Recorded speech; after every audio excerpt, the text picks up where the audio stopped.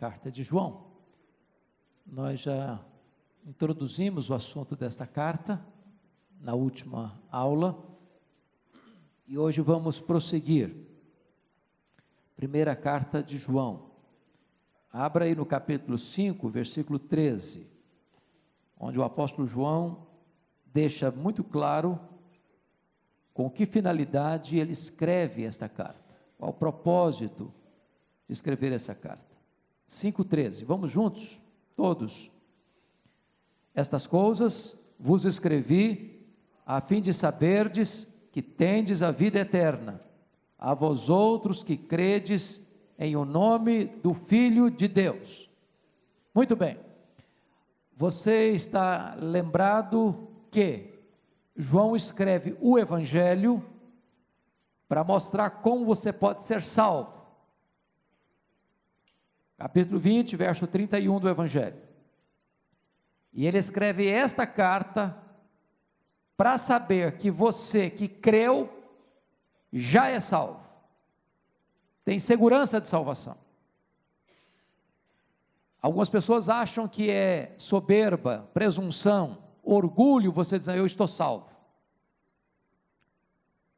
Mas se você creu, você precisa ter essa certeza, até porque aquele que prometeu é fiel. Se você acha que não tem, quando ele diz que você tem, você está duvidando daquele que falou.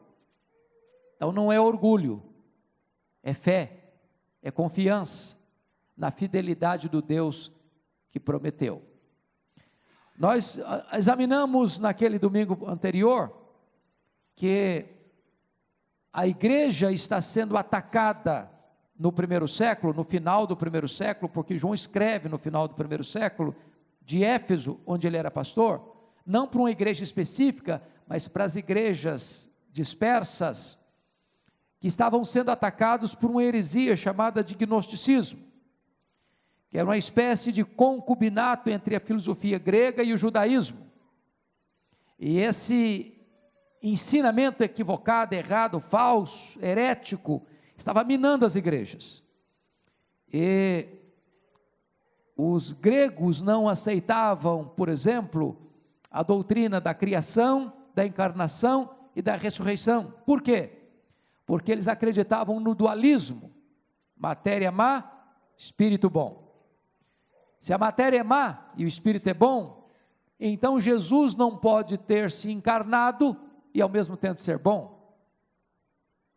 Daí os heréticos da época, chamados de gnosticistas, e de um ramo deles chamado docetistas, afirmaram que o Cristo veio sobre Jesus no batismo e o Cristo saiu de Jesus na crucificação.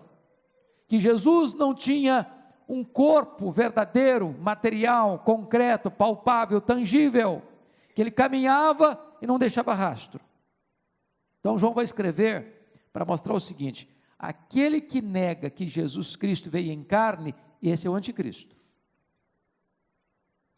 E ele dá 3 provas para saber se você é um cristão verdadeiro, que pode ter segurança de salvação, porque a segurança é necessária, se você creu, mas também há o perigo de você querer ter uma segurança sem ter crido, é a falsa segurança. Quais são as 3 provas que ele dá?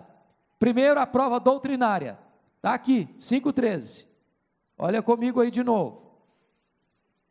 Estas coisas vos escrevi a fim de saberes que tendes a vida eterna. Quem é que tem a vida eterna? Vós outros que credes em o nome do Filho de Deus. Então ninguém tem a vida eterna porque é presbiteriano, ninguém tem a vida eterna porque nasceu num lar cristão, ninguém tem a vida eterna porque nasceu num país chamado cristão, ninguém tem a vida eterna porque faz boas obras, só tem vida eterna quem faz o quê?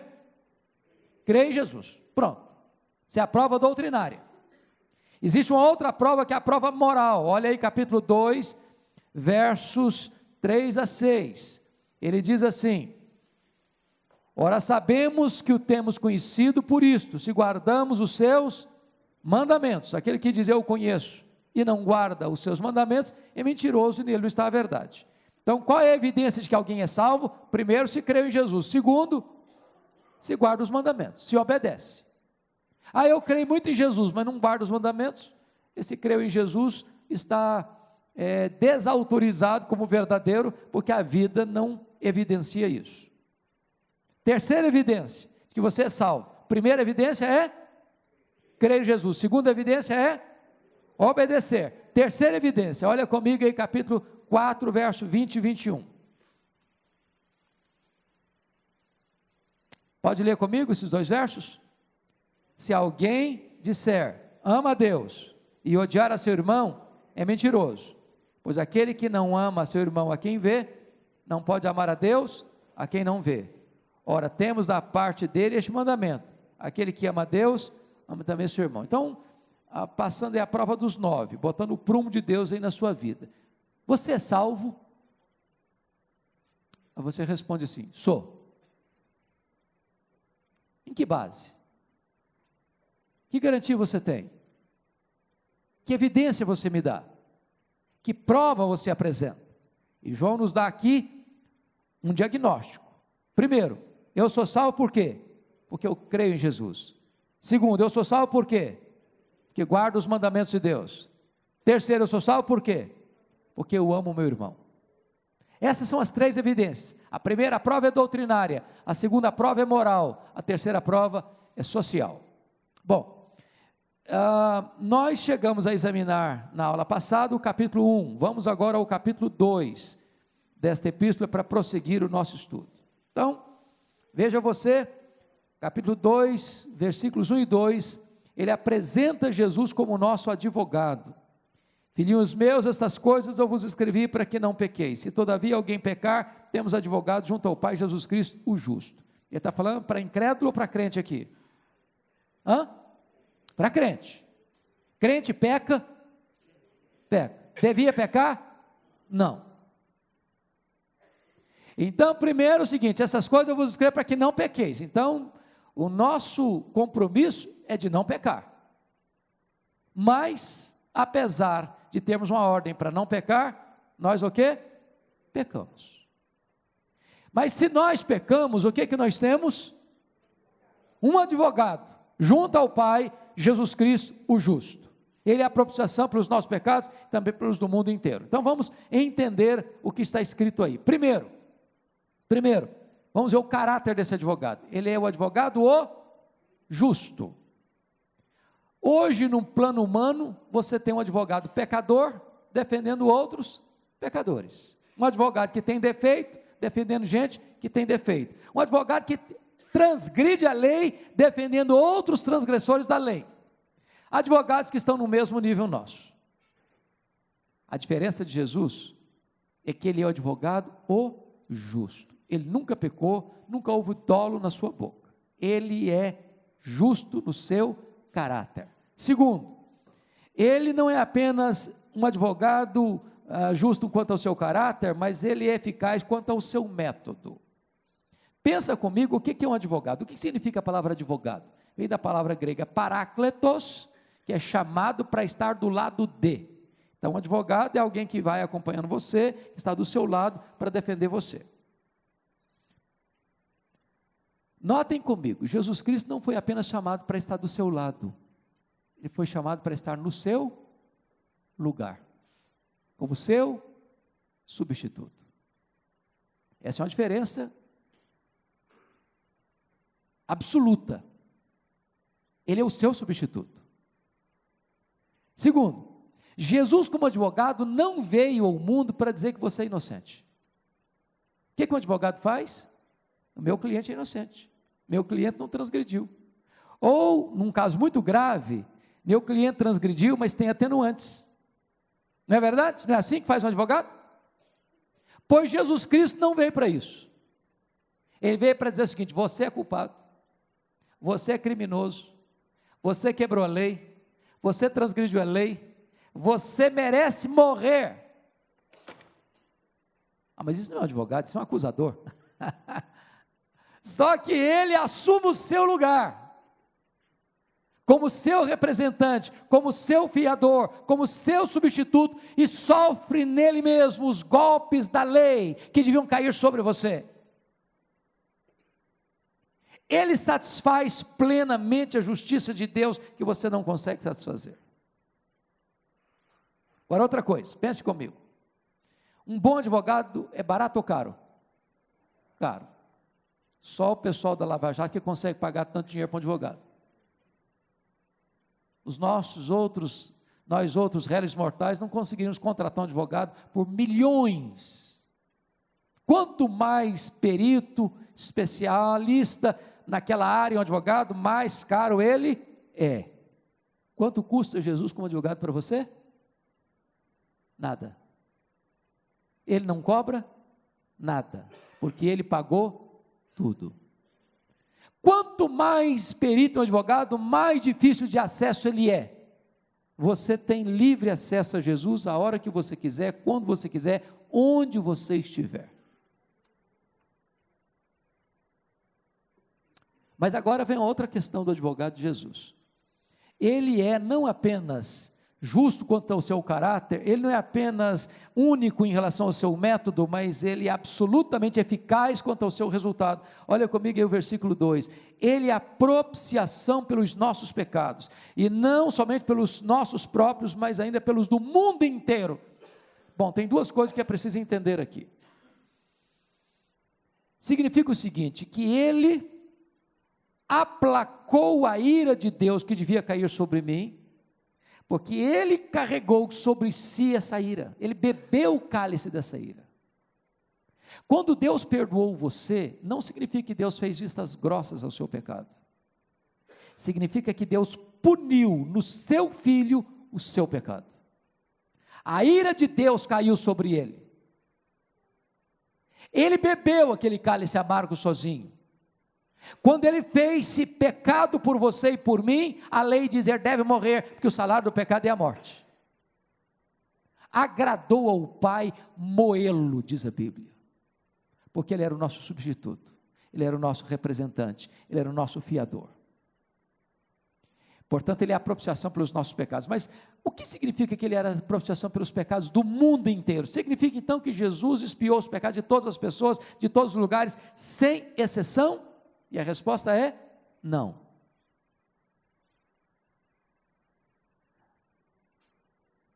De quem Jesus expiou os pecados?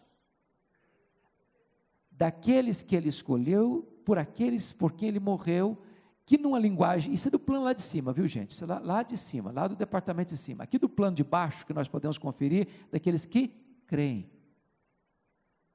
Aqueles que creem. Jesus expiou o pecado do incrédulo, que não crê nele, que morre na incredulidade? Não. Como é que você sabe que você é um eleito de Deus? Como é que você sabe que Cristo morreu por você? Se você se arrependeu do seu pecado e creu. Essa é a evidência. Mas se você permanece incrédulo, se você permanece rebelde, se você tapa os ouvidos à voz de Deus, se você fecha o coração à voz do Espírito Santo de Deus, isso prova uma coisa, que você permanece na sua rebeldia. Então, pelos do mundo inteiro aqui, não é quantitativamente falando, é qualitativamente falando, é todas as pessoas, de todas as raças, de todos os povos, de todas as línguas, de todas as culturas, não é todos sem exceção, é todos sem acepção. Pois bem, vamos adiante, capítulo 2, versos 3 a 11, a pergunta é: como conhecer um cristão verdadeiro? João nos dá duas evidências aí nos versos 3 a 11. A primeira evidência, para você saber que um cristão é verdadeiro, é pela obediência. Nós já lemos esses versículos 3 a 6. Sabemos que o temos conhecido, por isso, se guardamos os seus mandamentos. Aquele que não guarda os seus mandamentos, esse não conhece a Deus. Então você sabe que um cristão é verdadeiro de que maneira? Se você vê esse cristão verdadeiro obedecendo a Deus, andando dentro dos preceitos de Deus, cumprindo a palavra de Deus. Segundo critério para você saber se um cristão é verdadeiro, versículos 7 a 11. 7 a 11. É o amor. Olha aí, por gentileza. Versículos 9 a 11 especificamente. Quem pode ler comigo? 9 a 11. Nisto, todos juntos, por favor. Nisto, vocês estão comigo? Oh, meus irmãos, vocês são espertos, hein? É que pulou 2 páginas aqui da minha Bíblia, de uma vezada só. Então vamos lá, 9 a 11, vamos lá. Aquele que diz estar na luz e odeia seu irmão, até agora está nas trevas. Aquele que ama seu irmão, permanece na luz, e nele não há tropeço. Aquele, porém, que odeia seu irmão, está nas trevas, e anda nas trevas, e não sabe para onde vai, porque as trevas lhe cegaram os olhos. Então, você quer saber se é um cristão verdadeiro? João está dando aqui duas evidências. Primeira evidência é obediência. Segunda evidência é amor. Amar o seu irmão. Se você não ama, você está nas trevas. Se você não ama, você não sabe para onde vai. Se você não ama, você ainda não foi convertido. Não dá para você ser um cristão e odiar alguém. Não dá. Irmãos, isso não é simples não, viu? Isso não é discurso bonito não. Quem já passou por uma situação complicada sabe o que é isso. Eu já tive uma situação dramática de ver um primo da mulher do meu irmão assassinando o meu irmão com 27 anos de idade, com 11 golpes de faca. Gente criado conosco. Não é um estranho que você nunca viu. É alguém convivendo com você. Amar quem tira a vida do seu irmão é só a graça de Deus. Você naturalmente não ama. Naturalmente você quer vingança. Naturalmente você quer dar o troco. Mas se você é um cristão, o Espírito Santo mudou sua vida, você é convertido, você crê em Jesus, você guarda a palavra de Deus e você ama. Amar quem? Quem ama você? Amar o pastor Ival, para mim, não tem dificuldade nenhuma. Gosto dele, ele é meu amigo, a gente ri junto, chora junto, caminha junto. Agora, amar quem persegue você, amar quem torce para você cair, amar para quem quer ver você no buraco, amar quem puxa o seu tapete, amar quem apunhala você pelas costas, amar quem mata alguém da sua família. Essa é a evidência de que você é um cristão. Vamos adiante um pouquinho, capítulo 2, 12 a 17. Como ter a garantia de que nós somos cristãos verdadeiros? Preste atenção que a finalidade de João nessa carta foi mostrar o quê? Que você tem a vida eterna, que você está salvo. Ao longo da carta, João tem uma tese, é mostrar se você é de fato um cristão verdadeiro, porque eu não posso ter uma falsa segurança. Então vamos lá. Vamos lá, como ter garantia de que nós somos cristãos verdadeiros? A primeira coisa que ele dá, nos versos 12 a 17, é encorajamento, o que nós temos em Cristo, versículos 12 a 14, 2, 12 a 14. Vamos dar uma olhadinha nesses 3 versos? Leia comigo, vamos juntos. Filhinhos, eu vos escrevo, porque os vossos pecados são perdoados, por causa do seu nome. Pais, eu vos escrevo, porque conheceis aquele que desde o princípio. Jovens, eu vos escrevo, porque tendes vencido o maligno. Filhinhos, eu vos escrevi, porque conheceis o Pai. Pais, eu vos escrevi, porque conheceis aquele que existe desde o princípio. Jovens, eu vos escrevi, porque sois fortes, e a palavra de Deus permanece em vós, tendes vencido o maligno. Preste atenção, o que é que nós temos aí? Versículo 12, porque os vossos pecados são perdoados. Versículo 13, porque conheceis aquele que existe desde o princípio. Versículo 13, porque tendes vencido o maligno. Versículo 14, porque conheceis o Pai. Versículo 14 ainda, porque conheceis aquele que existe desde o princípio. Versículo 14 ainda, porque sois fortes, a palavra de Deus permanece em vós e tendes vencido o maligno. Isso é uma realidade a seu respeito. Isso é uma palavra de encorajamento. Ele não está dizendo que você talvez tenha isso não, está afirmando isso. Você tem isso na sua vida. Isso é uma realidade na sua vida. Isso não é uma possibilidade, isso é um fato na sua vida, se você é um crente, se você é uma pessoa salva. Mas agora, ele vai dar advertência, porque, note comigo, vida cristã é isso, é aquilo que você é aquilo que você faz, e aquilo que você não faz, certo? Você é, então você faz. Se você é, então você não faz. Então ele disse quem você é, agora ele vai dizer o que você não faz. Confira aí, por favor, os versículos 15 a 17, vamos juntos?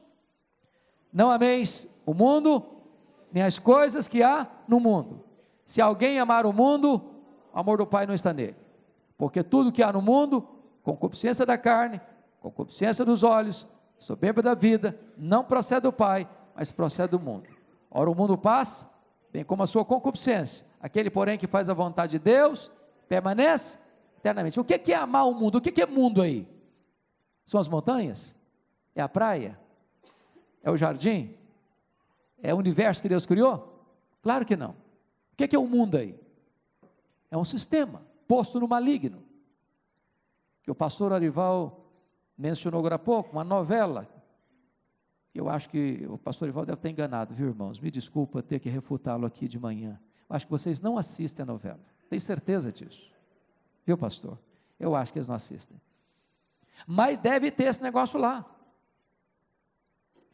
O que se passa nas telenovelas, nos filmes, no cinema, em Hollywood, o que está por trás da maioria das peças de teatro, o que está por trás da maioria da literatura hoje, tem uma mente por trás, que é o sistema, que tem um propósito, é afastar você de Deus, é tirar os valores de Deus e colocar outros valores na sua cabeça, na sua mente, para dizer o seguinte: não, isso não tem problema, não, isso não é pecado, não, isso aqui é normal, não, isso aqui está certo, não, isso aqui que você acha que é o certo, isso é careta, isso é ultrapassado.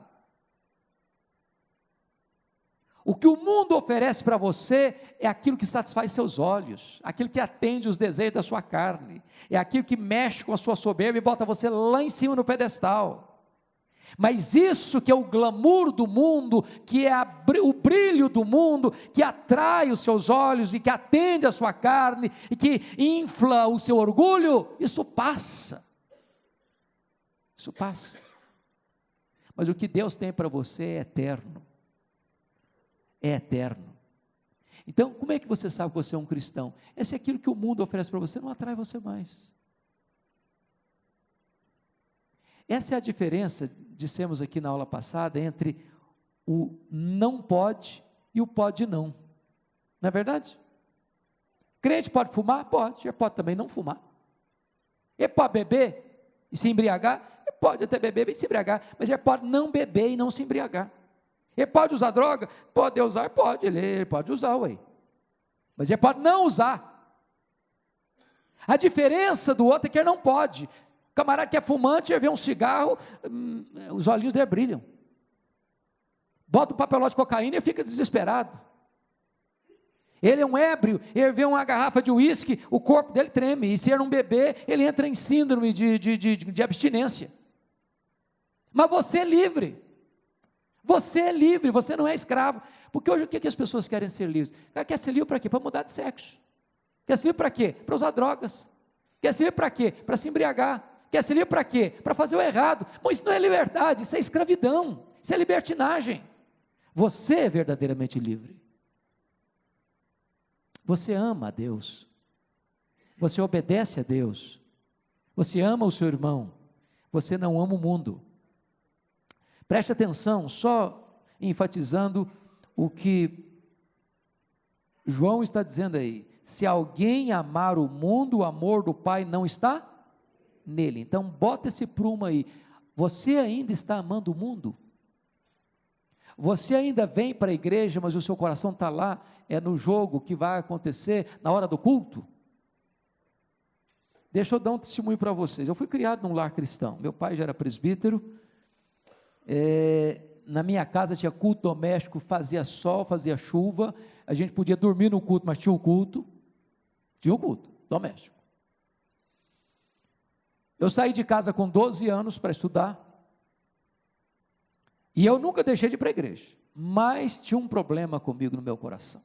Eu nunca aprendi a jogar bola, mas gostava de bola, que era uma coisa. Quando eu via a meninada da rua passando na frente da igreja, com apito na mão, e todo mundo ia para o campo jogar bola, eu estava na igreja, mas não estava na igreja. Meu coração estava lá, minha vontade era estar lá. Você pode dizer, isso não tem nada a ver, jogar bola é uma coisa tão boa. É mesmo, é ótimo, é um exercício maravilhoso. Mas se jogar bola for o amor do seu coração, e se jogar bola tem mais significado para você do que estar na igreja estudando a Bíblia, alguma coisa está errada. O dia que eu tive uma experiência de conversão, com 17 anos de idade, a meninada passava com apito, indo para o campo, aquilo já não era mais a empolgação do meu coração. Se as coisas de lá chamam mais atenção a você do que as coisas de cá, alguma coisa está errada na sua vida. Se Deus não empolga você, se estudar a Bíblia não empolga você, se orar não empolga você, se fazer a obra de Deus não empolga você, você precisa fazer um check-up na sua vida, se de fato você pode ter certeza de salvação. É isso que João está dizendo. Vamos adiante. Capítulo 2, versos 18 a 29, quando a heresia ataca a igreja.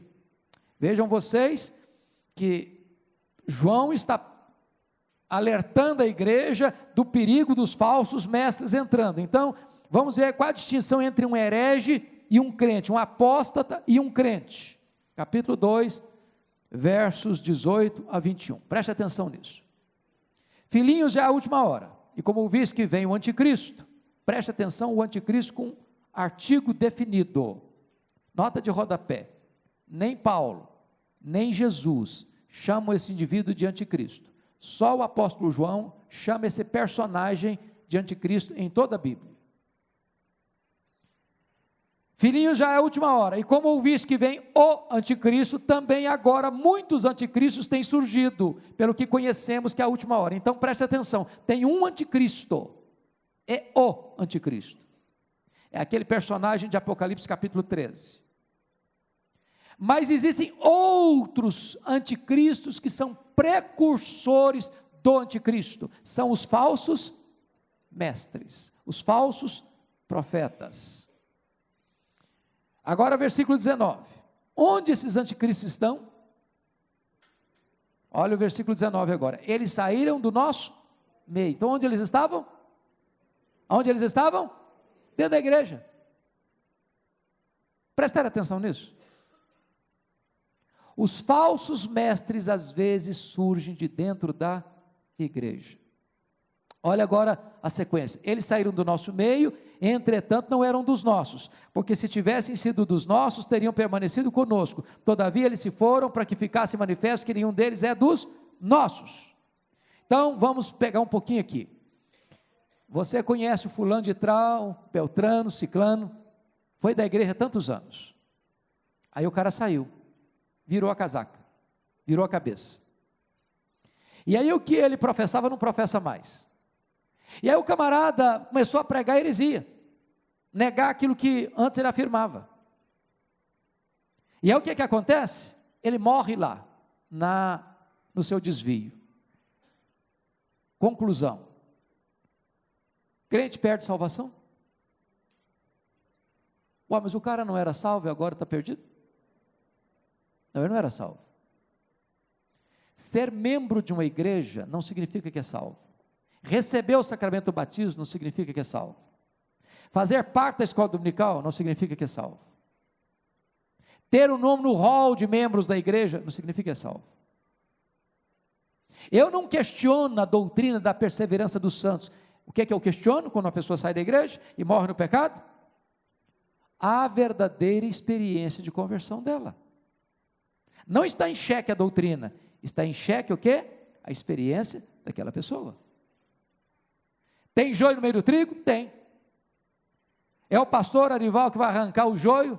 Não, esse aqui não é crente, então vou tirar da igreja, do rol do meio da igreja. Nem o pastor Arival, nem os presbíteros da igreja, nem os diáconos da igreja, nem os professores de escola dominical tem competência, nenhum de nós, para saber o que é joio e o que é trigo. Mas no dia do juízo ficará manifesto quem é joio, quem é trigo. É claro que muitas vezes o joio se manifesta, é o caso aqui do versículo 19, a distinção entre um herege e um crente. Qual a diferença do crente? Agora vamos dar uma olhadinha no verso 20 e 21, e vós possuís unção que vem do santo, e todos tendes conhecimento. Não vos escrevi porque não saibais a verdade, antes porque a sabeis, e porque mentira alguma jamais procede da verdade. Então, o crente, ele permanece na verdade, ele tem a unção de Deus, ele tem a segurança, o selo de Deus na sua vida. o que não é de Deus, esse vai embora, esse sai, esse se perde, porque sempre esteve perdido. É o caso de Judas Iscariotes, ele era apóstolo, mas não era convertido. Segunda coisa, a natureza e o efeito da heresia. Vamos ver o efeito, a natureza e o efeito da heresia nos versos 22 e 23. Você pode ler comigo? Vamos juntos? Quem é o mentiroso? Senão aquele que nega que Jesus é o Cristo. Este é o anticristo, o que nega o Pai e o Filho. Todo aquele que nega o Filho, esse não tem o Pai. Aquele que confessa o Filho tem igualmente o Pai. Qual era o problema dos mestres gnósticos? A quem eles negavam? O Filho. Por que eles negavam o Filho? Por quê? Qual o problema deles em relação ao Filho? Era acreditar em quê? Na encarnação. Eles não acreditavam na encarnação. Por que eles não acreditavam na encarnação? Por quê? Porque eles achavam que não era compatível a filosofia deles, de que a matéria é má, com a encarnação. Se Jesus encarnou e tem um corpo material, então não pode ser bom. Eles negavam o Filho. E quando se nega o Filho, se nega quem? O Pai que o enviou, que é da mesma natureza, que é da mesma essência. É por isso que lá no concílio de Nicéia, o primeiro concílio geral da igreja em 325, finca-se essa estaca da ortodoxia cristã, onde se afirma com clareza a divindade de Cristo. Ele é Deus de Deus, luz de luz, coigual, coeterno e consubstancial com o Pai. Então, negar o Filho é negar o Pai. Pois bem, vamos olhar agora, em terceiro lugar, a proteção contra a heresia. Veja aí no versículo 24 do capítulo 2. Vamos juntos? Permaneça em vós o que ouvistes desde o princípio. Se em vós permanecer o que desde o princípio ouvistes, também permanecereis vós no Filho e no Pai. Qual é a grande bandeira de um falso mestre, irmãos? É dizer o seguinte: eu descobri algo que ninguém antes descobriu. Agora eu encontrei a verdade. Então, tudo aquilo que vocês aprenderam lá de trás, de milênios, de séculos, estava errado. Agora sim eu descobri a verdade. Não é assim que surgem as seitas? Se nega toda a tradição dos pais da fé, dos reformadores, daqueles que lutaram, choraram, sofreram, foram martirizados por essa fé. Não, isso tudo é errado. Agora sim eu encontrei a verdade. O que João diz para você se proteger disso? O que ele está falando? Permaneça em vós o que ouvistes desde o princípio. Na palavra de Paulo aos Gálatas é o seguinte: ainda que vem um anjo, diz: olha, recebi uma revelação nova. Agora eu estou pregando para vocês uma outra vertente do cristianismo. Agora sim eu achei a versão atualizada. Demos um upgrade aí, e agora sim nós estamos com o negócio atualizado. Paulo diz: faça o que com isso? Seja anátema, rejeite, amaldiçoe isso, porque a verdade de Deus é antiga, a verdade de Deus não muda, a verdade de Deus é eterna. Permaneça nessa antiga verdade. Então não abra os seus ouvidos para escutar as novidades do mercado da fé. Permaneça nas antigas veredas, no antigo evangelho, na verdadeira palavra de Deus. É assim que você se protege das heresias. Vamos para o capítulo 3, e ele vai nos dar nos versos 1 a 10, razões para uma vida pura. Como é que você pode ter uma vida pura? Primeiro, por causa do grande amor de Deus, versos de 1 a 3, vede, versículo 1, você pode ler comigo?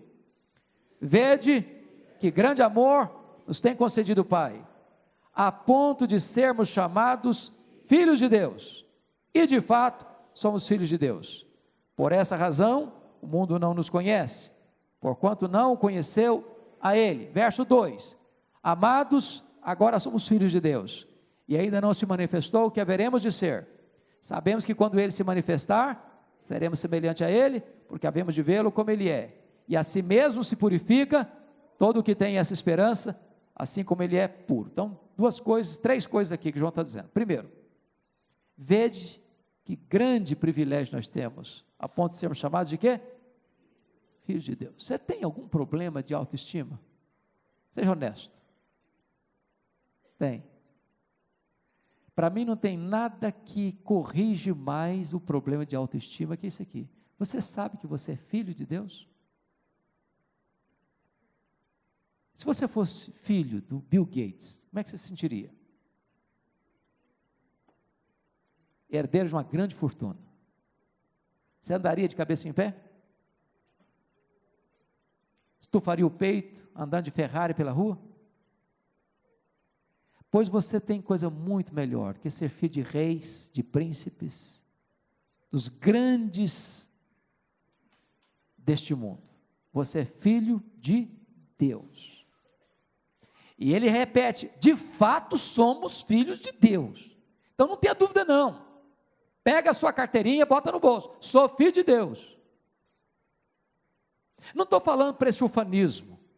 Sou filho do rei e de pronto, agora ninguém tasca comigo. Não estou falando disso não. Estou falando de que você precisa entender quem você é. Corre nas suas veias mais do que sangue azul. Você é filho do rei dos reis, do senhor dos senhores.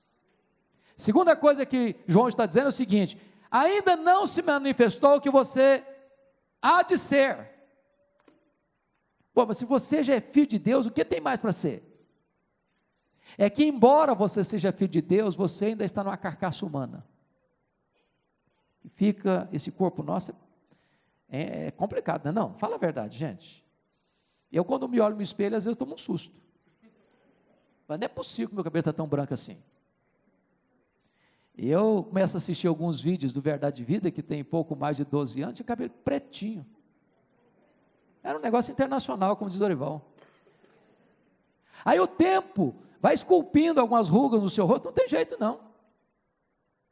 Esse corpo fica enrugado, esse corpo fica cansado, esse corpo fica caquético, esse corpo fica magro demais, gordo demais, é um problema. Mas ainda não se manifestou o que havemos de ser. Como é que nós vamos ser? Vamos ter um corpo semelhante ao corpo da glória de Jesus. Ninguém vai brigar com o espelho. Ninguém vai ficar com o nariz grande demais, com o nariz pequeno demais, com a boca grande demais, com a boca pequena demais, gordo demais, magro demais. Nós vamos ter um corpo 100% turbinado pela glória de Deus. É um negócio internacional. Aí já é celestial, entendeu? Então, se você já é filho de Deus, e é fato que você é filho de Deus, tem coisa melhor te esperando: a glorificação. Ô irmãos, isso não dá nem para pensar. Quando eu fico olhando nisso, pensa comigo isso: Jesus com o corpo de glória, ele entrava numa casa fechada, sem precisar abrir a porta. Ele saía da Galileia, da Judéia e Jerusalém, aparecia lá na Galileia, sem precisar percorrer o trecho. Ele foi assunto aos céus, entre nuvens, assim voando. Você já pensou o que é isso? Para onde ele foi? Voltou para a casa do Pai, está sentado à destra de Deus. Pois você vai ter um corpo parecido com o dele, semelhante ao corpo da glória dele. Você vai habitar novos céus e nova terra. Vou dar uma puladinha no céu, agora vou dar uma puladinha na terra. Está lá de dedos. Nem vai precisar entrar na nave espacial. É isso que Deus preparou para você. É o que você vai ser. Mas isso tem uma consequência. Qual é a consequência? Olha comigo o versículo 3. E a si mesmo se purifica todo o que nele tem esta esperança, assim como ele é puro. Então o fato, veja bem, o que estimula você à santidade é a doutrina, é o conhecimento da verdade, é saber quem você é, que leva você a fazer o que você faz. Segundo ponto aí, nota comigo, por favor. Razões para uma vida pura: a grande obra do Filho de Deus. Quem pode ler comigo 3:5? Vamos juntos? Sabeis também que ele se manifestou para tirar os pecados, e nele não existe pecado. Agora o versículo 8: aquele que pratica o pecado procede do diabo, porque o diabo vive pecando desde o princípio. Para isso se manifestou o Filho de Deus, para destruir as obras do diabo. Então, para que Jesus se manifestou? No versículo 5.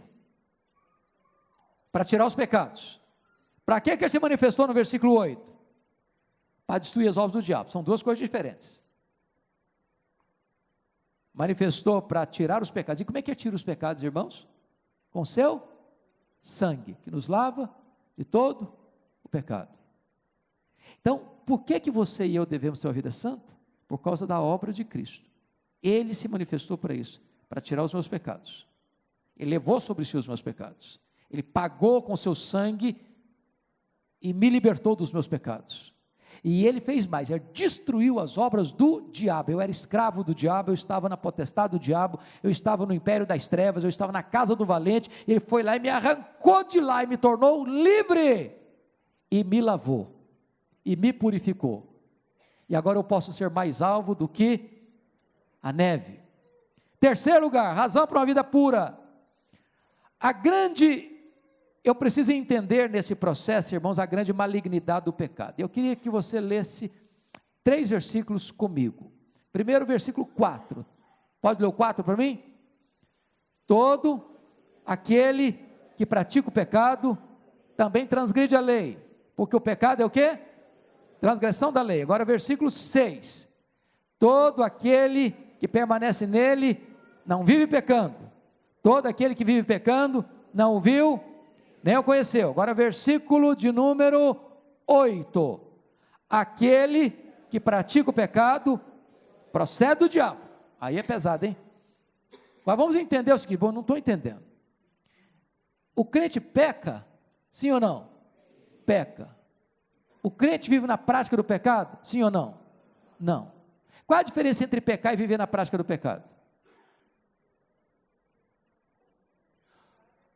Pecado na vida de um crente é um acidente. Prática é aquilo que você faz regularmente, naturalmente, todo dia.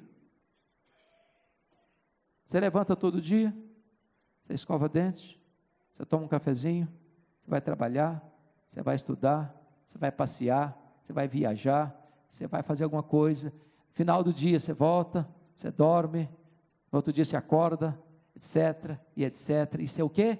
Rotina, é prática. O pecado não é assim na nossa vida. O que acontece quando você peca? Se você é um crente? Primeira coisa que dá no seu coração? Tristeza. Você tem prazer, pequei, beleza, vou pecar mais. É assim que faz com você? Não. Se você, ao pecar, não tem uma angústia, não tem uma tristeza, não tem um negócio ruim, desconforta você, tem coisa errada. Mas se você é crente, Senhor, eu pequei, estou triste, Senhor. Por que você fica triste? Porque o Espírito Santo que habita em você está triste. Não entristeçais o Espírito Santo da promessa. Então, eu preciso entender, para ter uma vida santa, que o pecado é maligníssimo, e aquele que vive na prática do pecado não viu a Deus. Aquele que permanece na prática do pecado, diz aí o apóstolo João, que ele está o quê? Ligado a quem? Aquele que pratica o pecado procede do diabo, porque é o diabo que vive pecando. Eu peco. Quanto mais perto de Deus eu estou, mais consciência eu tenho de que eu sou pecador. Mas eu não me deleito no pecado, eu não tenho prazer no pecado. O pecado é um acidente. Mas agora, João vai trabalhar a impossibilidade de viver no pecado. Versículos 7 a 10, nós já lemos o 8. No versículo 7, por favor, dê uma olhadinha comigo. Filhinhos, não vos deixeis enganar por quem? Por ninguém. Aquele que pratica a justiça é justo, assim como ele é justo. Agora, vamos dar uma olhadinha no verso 9 de novo, vamos lá? Todo aquele que é nascido de Deus, não vive na prática de pecado, pois o que permanece nele é a divina semente. Ora, esse não pode viver pecando, porque é nascido de Deus. Então existe aqui uma impossibilidade absoluta, ele não pode viver pecando. Ele não pode viver na prática do pecado, ele não pode contínua e constantemente viver em pecado, porque tem dentro de si o quê? A divina semente. Então João está trabalhando aí a impossibilidade de viver uma vida de prática de pecado.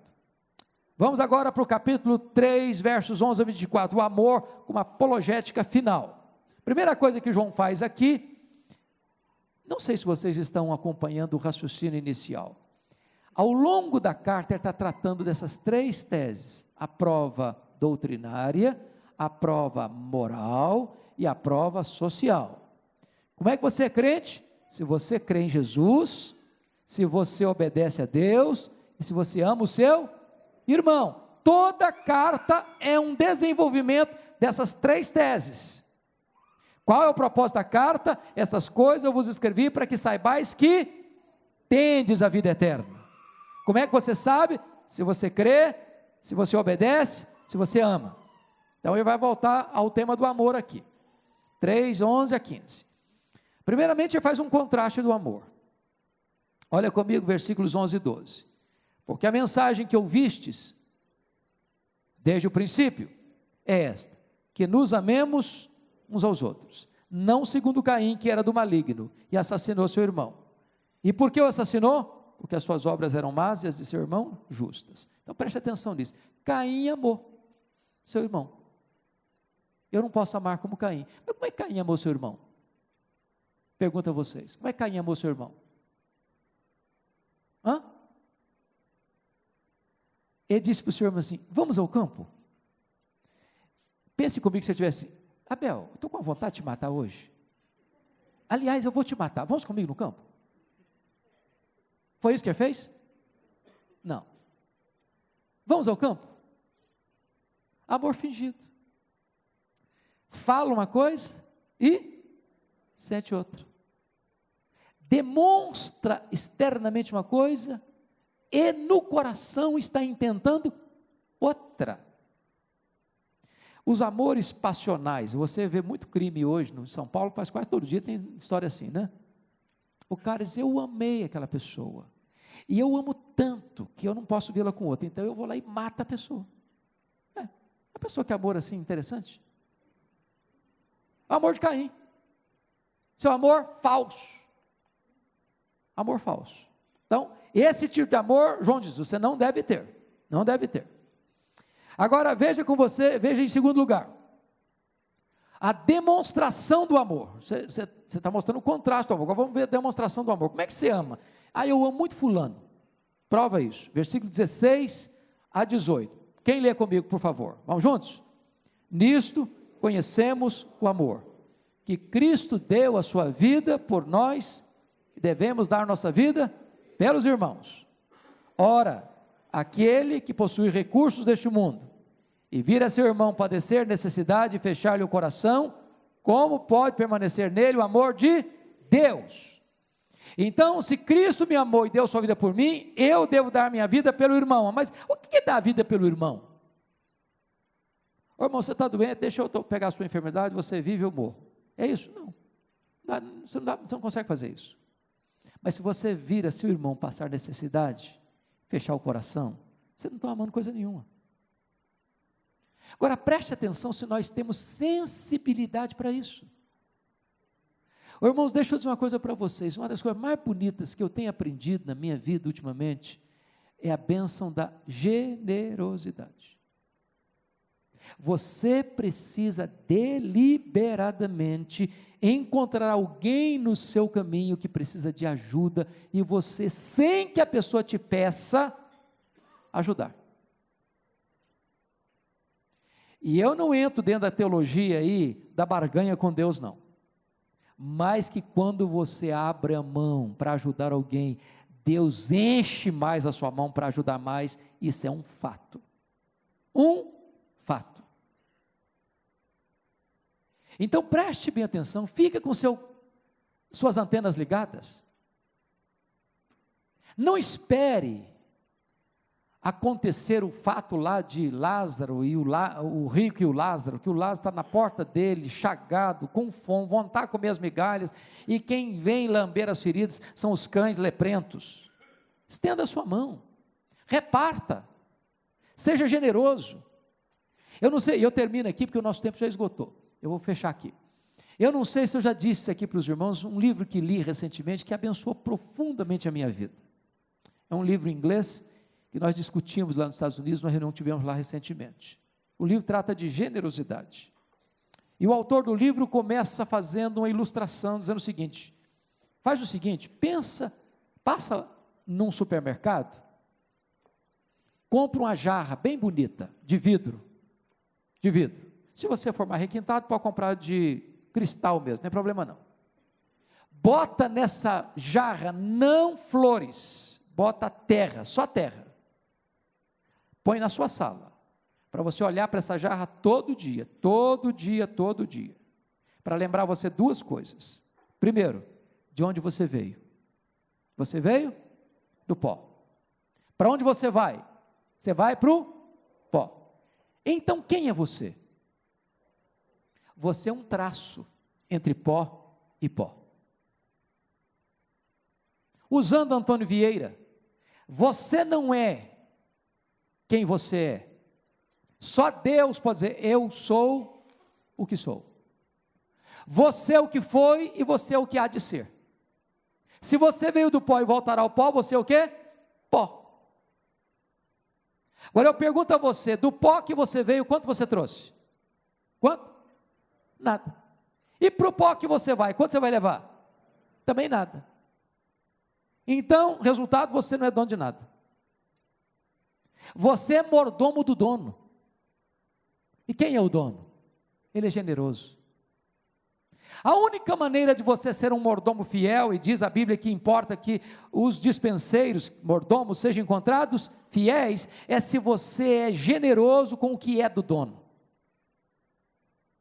Porque o maior problema seu e meu para sermos generosos é um só, é a síndrome de dono. Se eu acho que é meu, então eu quero para mim, para o meu deleite, para o meu prazer. Mas se eu entendo que o que está nas minhas mãos é do dono, e o dono é generoso, e eu tenho que ser leal, fiel ao dono, então eu preciso ser generoso com o que está nas minhas mãos, que é do dono. Perceberam isso? Como é que você prova que você é um cristão?